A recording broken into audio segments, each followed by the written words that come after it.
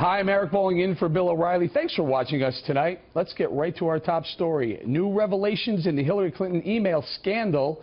About 300 pages of emails released Tuesday are raising questions about quid pro quo relationships between Clinton Foundation staffers and Hillary Clinton's State Department. Joining us now with reaction from Washington, Tom Fitton, the president of Judicial Watch, the group which uncovered these new emails. Doug, I mean, we've heard about these emails for most of the day, but again, Doug Band, a top Clinton Foundation official, asking the State Department for access to a Lebanese man, presumably to do business with him, and then this man, Doug Band, says there's a lot of money involved. There's $1 million, somewhere between $1 million and $5 million involved that the Clinton Foundation is going to receive, right? Yeah, the name of the man is Mr. Shigori, and he's a billionaire. He gave between $1 million and $5 million to the Clinton Foundation. Committed to $1 billion program associated with the Clinton Global Initiative, which is also part of the foundation. And so the Clinton Foundation's top operative, Doug Band, communicates with Clinton's top aides at the State Department saying he wants to talk to someone, your top guy, about Lebanon. And, you know, he says he's important to us, which translates to most normal people as he's important to us because he's a big donor to us. And so people have raised the issue is why is it that Mrs. Clinton, who promised to stay out of Clinton Foundation business, almost immediately the Clinton Foundation and her top aides are trying to take care of a Clinton donor? Now, if you read some of these emails, it sounds like this Doug Band is telling Huma Abedin, in this instance, who's working at the time, at this moment for Hillary Clinton, telling her what he wants her to do, and she's responding saying, yes, I'll do that, I'll get that done. That is the very definition of quid pro quo, especially if you tie in that money, the $1 to $5 million. Exactly, and Abedin and Cheryl Mills, who was also involved in this process, had been closely associated with the Clinton Foundation. In fact, Abedin later went to work for the foundation while working for the State Department at the same time. So this is working hand in glove, and Mrs. Clinton promised, in order to get it confirmed as the Secretary of State, to keep the Clinton Foundation out of State Department business, and those rules and that promise and that ethics agreement was violated almost immediately. Can you, Tom, can you lock down these timelines? So there are people who are pushing back saying, hey, maybe the time didn't line up right, but these things happened from January of 2009 when Hillary Clinton was Secretary of State, during her 4-year term, right? Yeah, this is all during her term as State Department. She was at the State Department. Doug Band talked to her former colleagues at the State Department from the Clinton Foundation, now at the State Department, to get this favor done for Mr. Shigori. There's also another email where the subject line says, a favor. Someone was seeking a job at the State Department. Band wanted some follow-up on that, and he was told there was follow-up. We don't know if it was a donor or just an associate or a friend, but once again, if you knew the Clinton Foundation, had a friend at the Clinton Foundation, or were a big donor to the Clinton Foundation, you got a favor done, which was special access to the upper reaches of Hillary Clinton's State Department. All right, one more question. Who agreed, who thought would be a good idea, and who agreed, who signed off on Huma Abedin being able to work for not only the State Department, but simultaneously work for the Clinton Foundation? I mean, I don't know if it's a conflict or corruption, but someone had to sign off on that, right? Yeah, later we found the document. We thought initially it was signed by Hillary Clinton because her name is on the form, but Cheryl Mills, her chief of staff, signed it for her. So, again, approved at the upper reaches of the State Department. Wow. I mean, and Mills, by the way, later went. Yeah, go ahead. Mills, by the way, later went to work for the Clinton Foundation and is now with the foundation.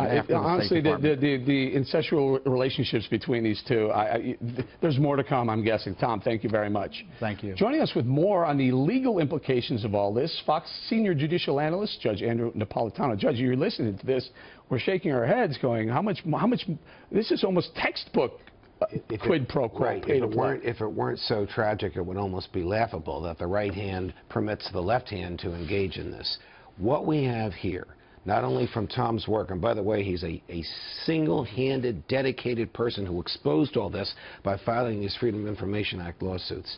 What we see here is a regular, consistent pattern of foreign governments, foreign entities, and foreign persons coming to the Clinton State Department and asking for favors. Favors she is lawfully allowed to give, an exemption from this rule, permission to do that, the opportunity to purchase this. And then after the favor is issued, formally using the formal power that the federal law gives to the Secretary of State, huge contributions are made to the Clinton Foundation, and in some cases, huge speaking fees to Bill Clinton himself, by huge.